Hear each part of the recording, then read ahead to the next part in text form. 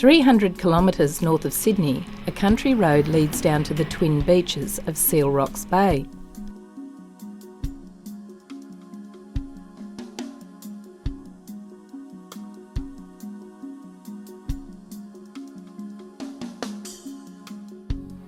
On the southern side, Boat Beach is littered with fishing boats, nets and traps. Fishermen have made a living here for over a century.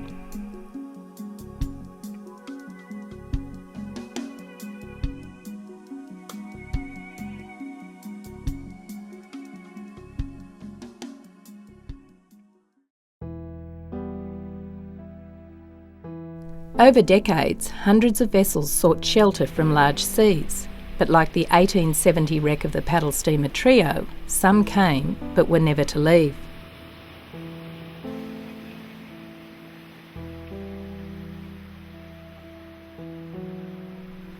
In shallow water just down the beach are the remains of another paddle steamer, the Rainbow.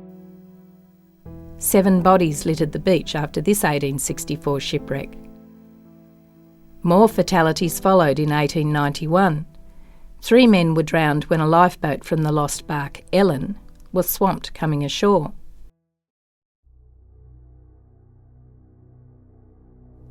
Just 1 kilometre south of Seal Rocks Bay is Sugarloaf Point, one of the most rugged and beautiful locations on the New South Wales coast.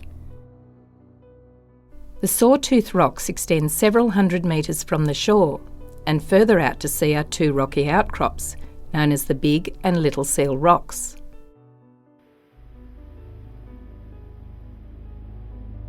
Maritime authorities were concerned about the dangers these obstacles posed to coastal shipping. For years they debated the best location for a lighthouse. Following a visit to the area by the Marine Board, a decision was taken to construct a light on the Big Seal Rock. However, this was later rescinded for the easier construction site of Sugarloaf Point.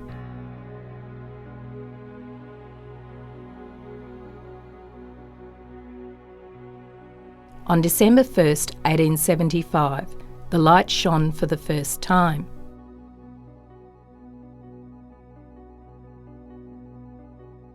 In addition to its rotating beam, the lighthouse has a fixed light, now coloured red. It is only visible when a ship is too close to Seal Rocks.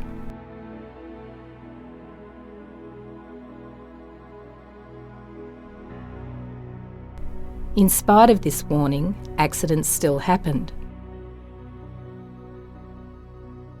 In 1900, the sailing vessel Harvester struck the Big Seal Rock and eventually foundered. Another 2 steamers followed in 1903, each striking the Little Seal Rock. Both vessels were beached south of the lighthouse. The steamer St George was refloated several days later, but the steamer Croaky was not so lucky. She broke her back and is now completely buried in the sand. This piece of wreckage was washed ashore under the lighthouse in early 2011. It is possibly part of the Croaky's boiler.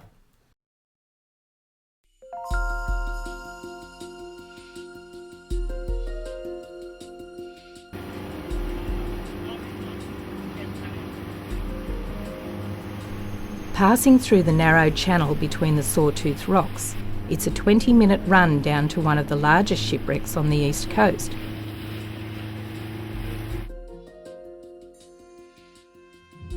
The British India steamer Satara. In April 1910, the 125-metre Satara foundered after striking the Edith Breaker, a shallow reef south of Seal Rocks. Fortunately, 2 passing steamers rescued all of the passengers and crew.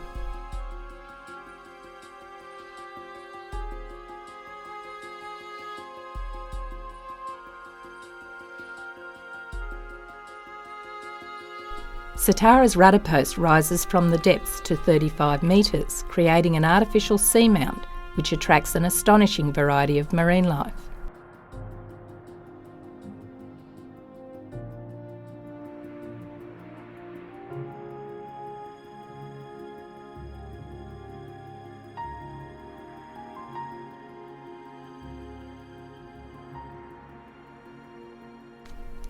In squally weather, Satara left Newcastle bound for Gladstone, Queensland, to take on a shipment of horses for the British Army in India. On board was a former master of the Catterthun and now a Torres Strait pilot, Frank Binstead. Although Binstead had no authority in New South Wales waters, Satara's captain Hugel gave him command of the ship. It was his intention to run through the inner channel between the mainland and the Seal Rocks. However, he misjudged the ship's position and ran onto the Edith Breaker.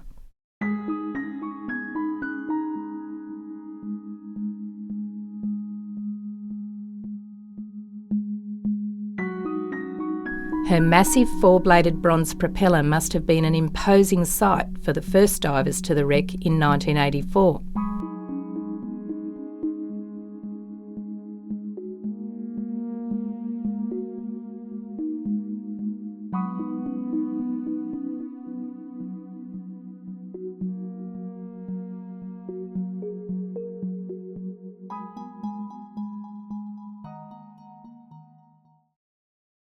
While the shipwrecks are very popular with divers, Seal Rock's grey nurse shark population is the main drawcard to the area. Large colonies are located around the Big and Little Seal Rock and a smaller one around the island off Boat Beach.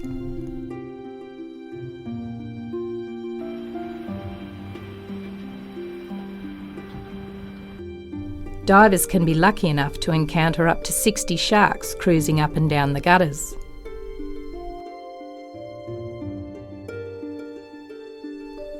It was here during the 1960s that early filmmakers recorded the slaughter of countless numbers of these harmless sharks. It made dramatic television at the time for a less educated public, happy with the demise of yet another so-called man-eater.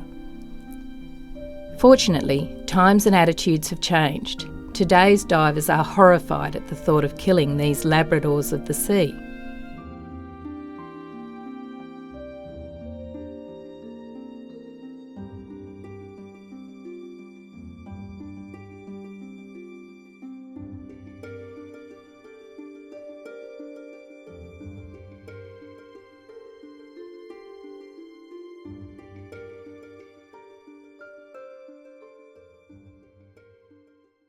Just across the road from the general store is a monument to the 55 souls lost on one of the state's most significant shipwrecks, the SS Catterthun.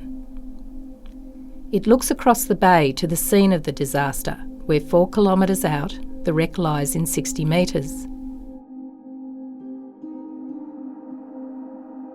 The Eastern and Australian steamship companies' venture to the east played an important role in the trade between China and Australia.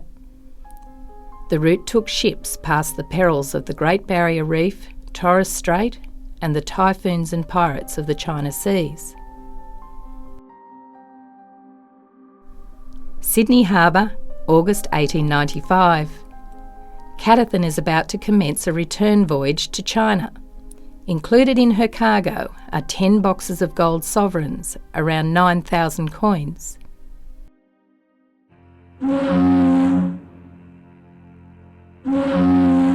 In a scene similar to this departure, Catterthun left the dock on the bitterly cold afternoon of August 7th. She made her way up the harbour for the last time, into the open sea and a rising gale. Captain Neil Shannon had commanded the ship for the last 4 years. A very experienced master, he had travelled this route on many occasions as captain of a number of vessels, including the Catterthun's sister ship, the Tannadice. Just after 2:15 a.m, Catterthun was off course and approaching Sugarloaf Point. On the bridge, the ship's second officer spotted breaking waves about 1 kilometre ahead.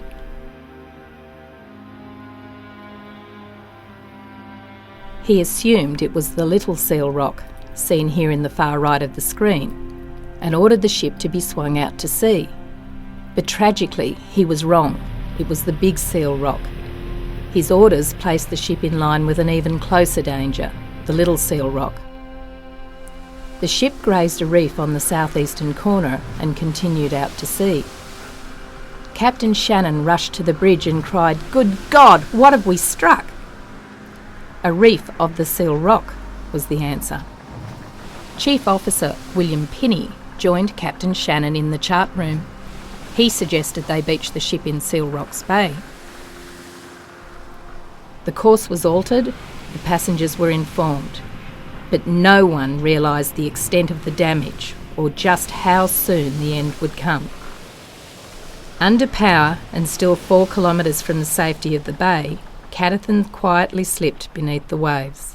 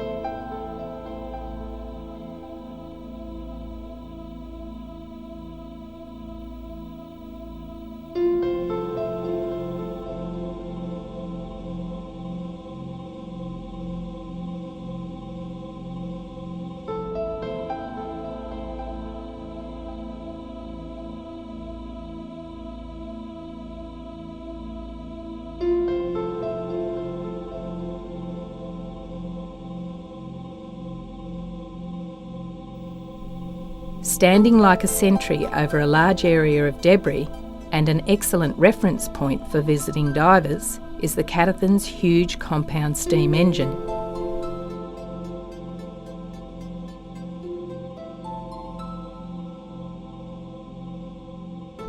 In their desperate attempt to reach the bay, the engineers did all they could before they abandoned their stations, leaving the engine to crank mindlessly to the end.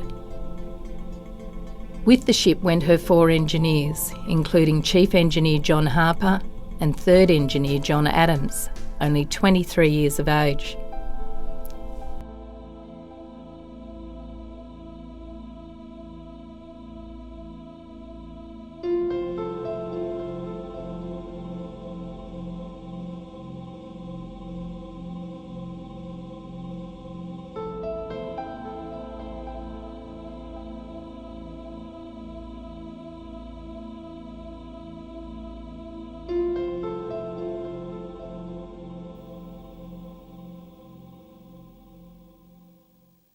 European passengers in the saloon cabins at the stern of the ship were called up on deck only 5 minutes before the ship foundered.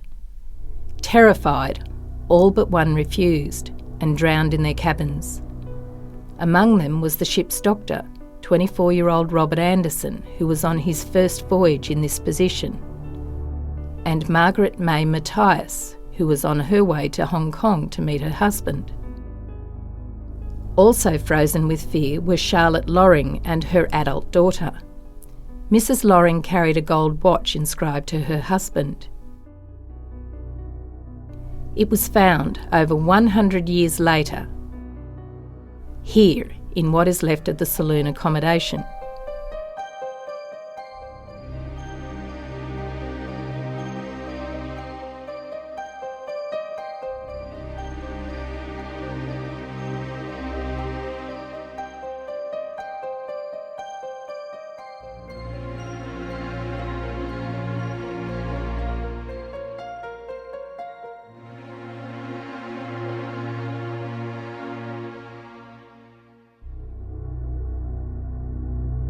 A diver inspects wreckage amidships on the starboard side. In the foreground is one of the davits that carried the only lifeboat successfully launched that night. It was this boat that picked up all 26 survivors.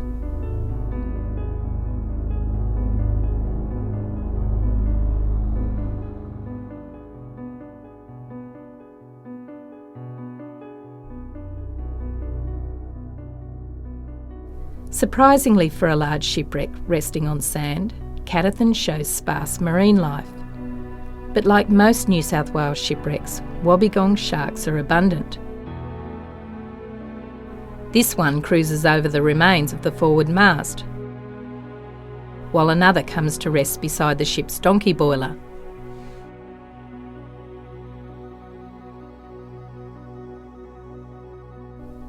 A favourite resting place is the top of the portside boiler.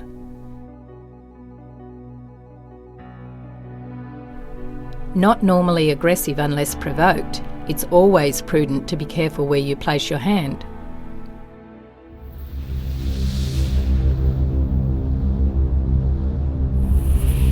Reflecting her former graceful lines, the wreck lies silhouetted against the sun. Severed at the forecastle head, the bow has fallen off onto its starboard side. Over decades, the plating has rusted away, leaving only the skeletal remains. The Chinese and Lascar members of the crew were stationed in this area. Sharing their accommodation were 15 Chinese passengers, several of whom were returning home with their earnings from the goldfields.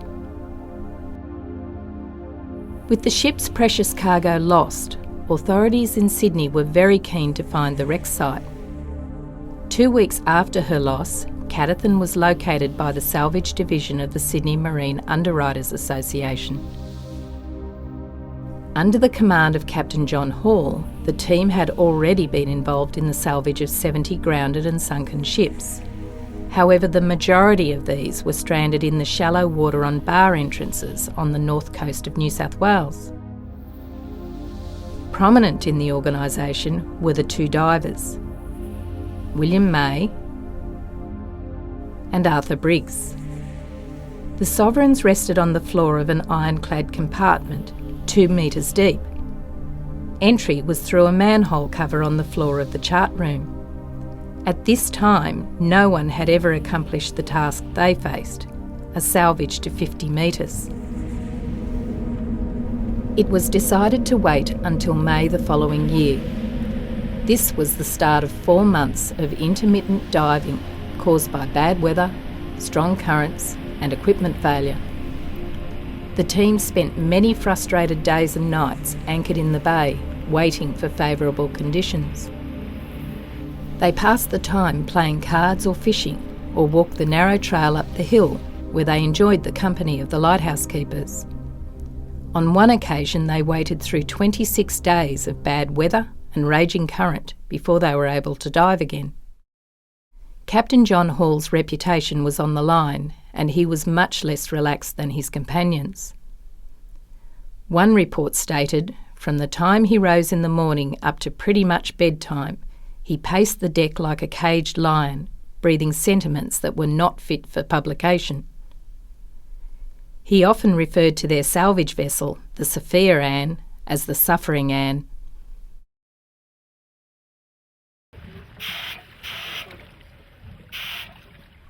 It was late August, a year after the wreck, before the team had any real chance of retrieving the gold. The diver's dress of the day made entry into the compartment impossible. Undaunted, they devised a 2-metre pole with a T-handle at one end and a spiral groove in the other. They used it to drill into each box so it could be dragged up through the manhole. Several of the boxes had to be brought to the surface in the arms of the divers because they were so fragile. But 3 boxes had already fallen apart, spilling roughly 800 coins over the area and out of the divers' reach. Briggs and May made roughly 50 dives to the wreck. Although divers in the 1890s were aware of the dangers of decompression sickness, there were no tables, nothing scientific to go by. It was largely guesswork, with short bottom times and slow ascents.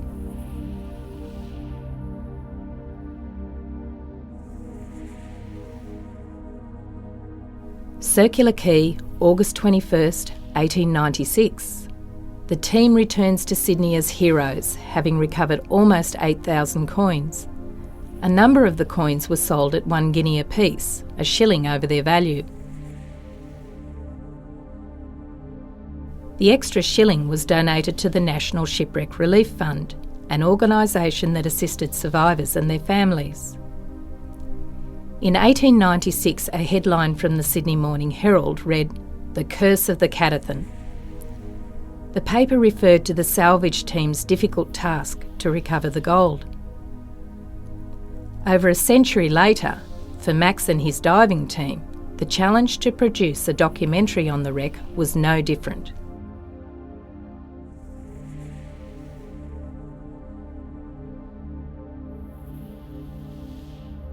It's May 2005, the first day of filming. Max leans into a 25-knot southeasterly wipeout at Sugarloaf Point, just the beginning.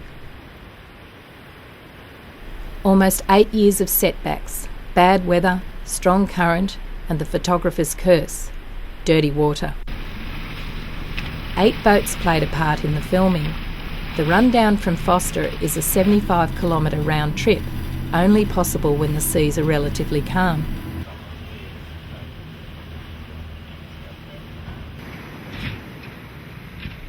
The alternative is a launch from the beach at Seal Rocks.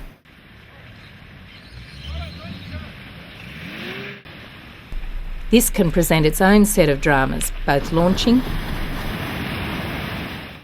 and retrieving the boat.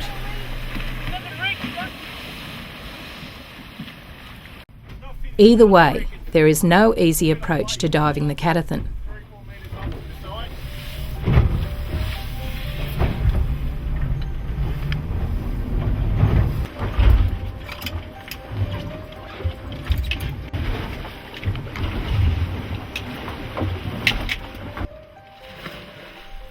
Even after the effort and expense to get out to the wreck, divers would often be met by conditions like these: current, green water, and 3 metres visibility.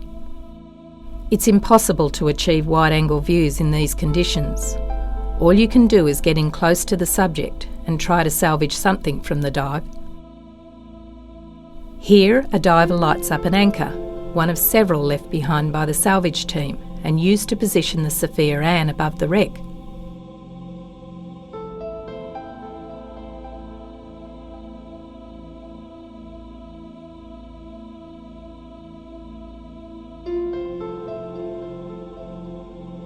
It's time to go. The anchor is pulled after yet another unsuccessful mission. Better luck next time. Ahead is an hour of mostly tedious decompression. Thoughts wander off until the sight of a small mako shark reminds you exactly where you are.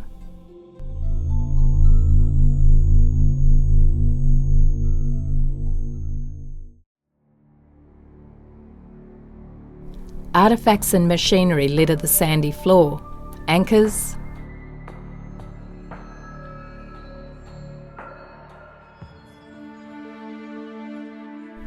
lettering from the ship's name, anchor chains, a windlass.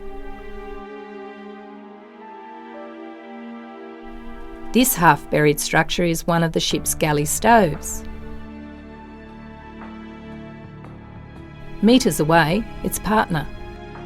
With Catterthun's ties to the east and her largely Asian and Lascar crew, it's easy to imagine the exotic dishes steaming over these stoves. Either carried as cargo or possibly a spare, a crankshaft lies at the base of the engine. Barely recognisable from its position off the stern is the hub of a steering wheel from the ship's emergency steering.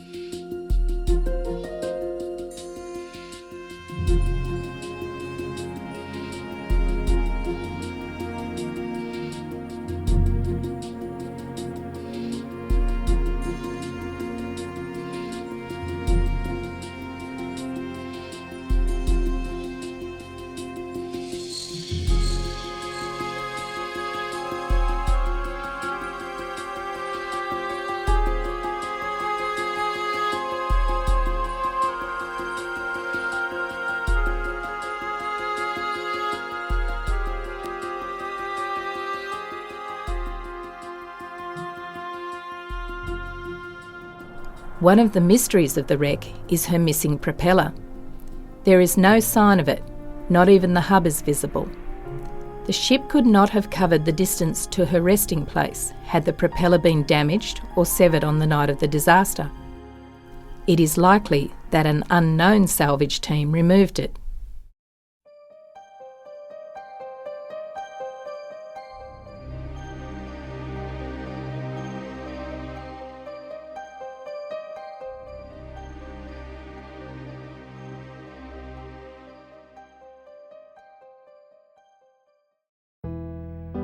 For their efforts, divers William May and Arthur Briggs received almost £1,200 between them.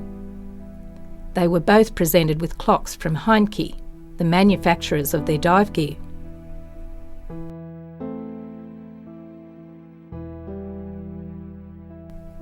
Arthur Briggs seemed to fare better in the difficult conditions than William May, who suffered badly from decompression sickness and was unable to dive in the last days of the operation.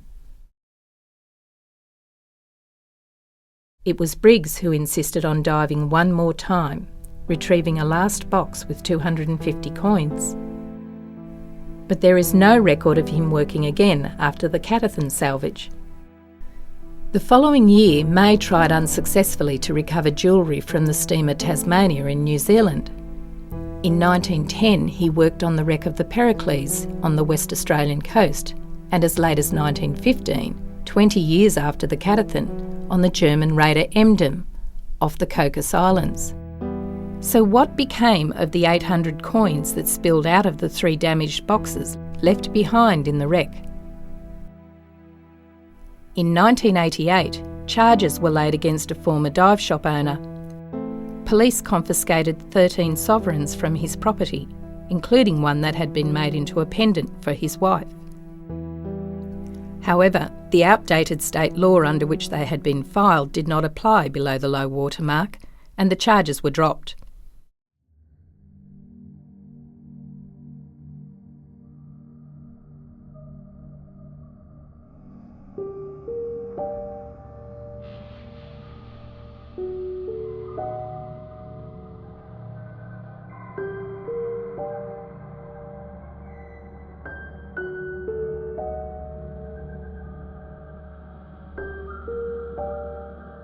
But, there's always the odd occurrence. This lighthouse got struck by lightning back in 1904, and it was 3 o'clock in the afternoon, and what the damage it did to this lighthouse, massive, blew doors over, lifted up this whole floor, because there was oil and fuel in the tower, and the conductor came down through there. It was a hot joint, and that's where it just went haywire, but I bet you they had that light running that night.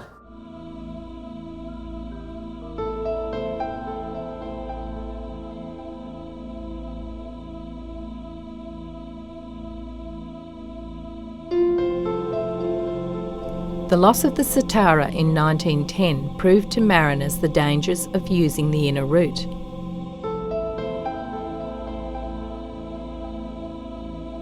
Prior to this, lighthouse keepers would have watched the biggest ships of the day navigate the channel between the mainland and Seal Rocks. In calm weather, on her way down the coast, Catterthun's navigators always chose this course. What a stunning sight that must have been.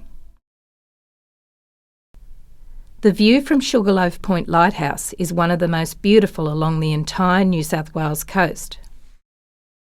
At night, the revolving beacon lights up the sky, warning mariners of the dangers of careless navigation. You can almost hear the cries of shipwrecked passengers and crew from an era long past.